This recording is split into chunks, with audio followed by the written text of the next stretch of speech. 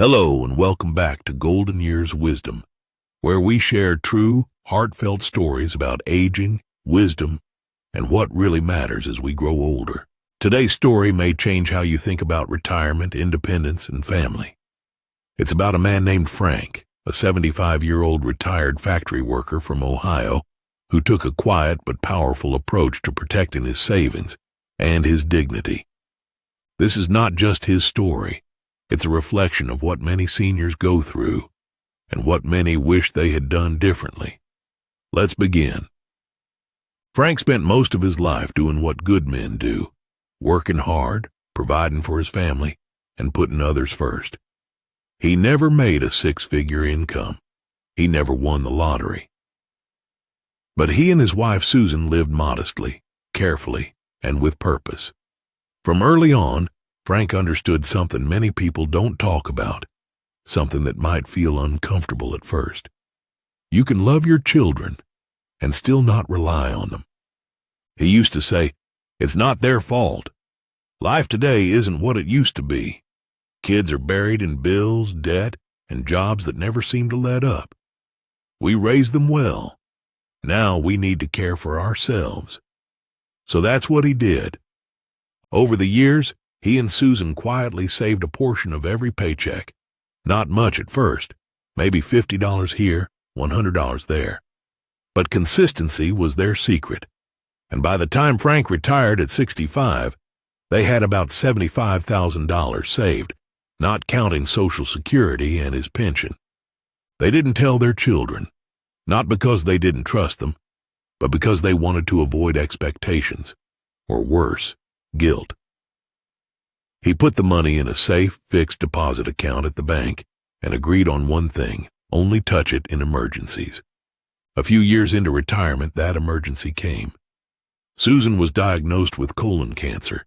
The surgery and care weren't fully covered by Medicare, so Frank made some calls to his son, to his daughter, just to test the waters. Both of them had kind voices and the same answer: "We're so sorry, Dad. We just don't have it." Frank didn't get angry. He didn't even feel disappointed. He had prepared for this moment. He withdrew the funds, paid for the surgery, and gave Susan every chance possible. She passed away the following year, and Frank, in his grief, still felt proud that they'd faced that storm on their own terms. But after her passing, a new fear began to set in. Frank started noticing small things, forgetting why he entered a room, misplacing mail, mixing up names. He began to fear not only memory loss, but the possibility of forgetting that he had money at all. Even worse, he was targeted by scammers. That was the wake-up call. Frank knew he had to protect his remaining savings, not just from strangers, but from himself. So he created a plan. He gave half his banking password to his daughter and the other half to his son. Neither knew the other had part of the code, and neither could access the account alone. He told them simply, "If something happens to me, if I forget who I am, you'll need to work together to retrieve the money, and only if I'm gone." It wasn't about distrust. T was about dignity. Frank said, "You don't realize how fragile independence is until you start losing pieces of it. I want to hold on to what I can, while I can." His story reminds us that wisdom is often quiet. It's not dramatic. It's not flashy. It's measured. It's calm. And it protects you long before the storm arrives. But not everyone takes that path. Let me tell you about George and Linda, a couple from Michigan in their 70s.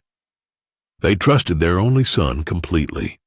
When he asked to help manage their finances, they handed over their accounts, passwords, cards, everything. At first, everything was fine. He paid the bills, filed taxes, and visited often. But then one day, Linda fell and needed in-home care. George asked their son to access some of the savings to hire help. The answer? "Dad, I'm sorry. I invested it all in a real estate project.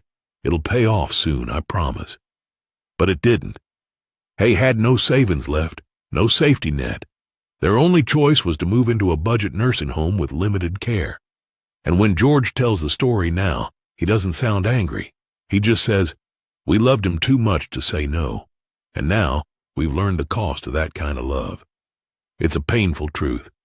Sometimes love needs boundaries to survive. And so here are 5 lessons from Frank, George, and countless other seniors. Keep control of your money. Even if you trust your kids, protect yourself first. You can always help, but only when you're ready. Make a plan while your mind is sharp. Memory doesn't fade all at once. Prepare early, even before you think you need to. Be cautious of free offers. Scams today are smart, emotional, and well packaged. If something feels off, walk away. Write down your plan, whether it's in a will, a trust, or even a simple notebook.